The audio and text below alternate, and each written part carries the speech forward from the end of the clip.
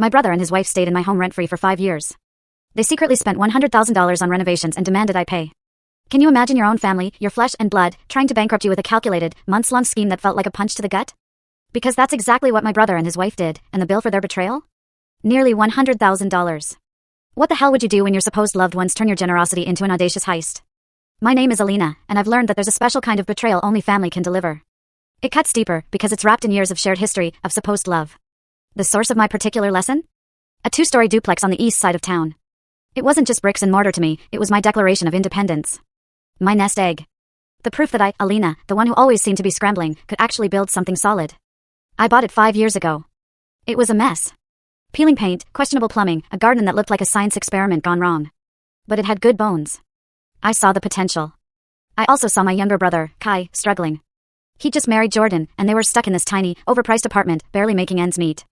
He had part-time gigs, and Jordan?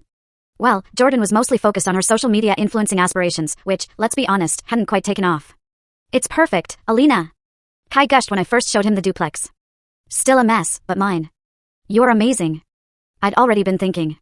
The upstairs unit is self-contained, I told him. 2 bedrooms, decent kitchen space once I fix it up.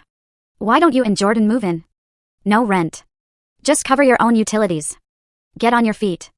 Save up a deposit for your own place. Kai's eyes welled up. You'd do that? Really? Jordan, standing beside him, managed this tight, almost strained smile. That's very generous, Alina. Even then, her gratitude felt a little off. A little too polite. But I brushed it off. Kai was my brother. I wanted to help. So, they moved in.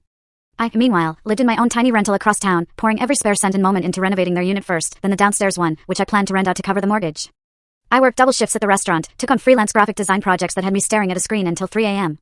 My diet consisted of coffee and determination. New clothes? A vacation? Those were luxuries for a different lifetime. The duplex was my priority. My sacrifice.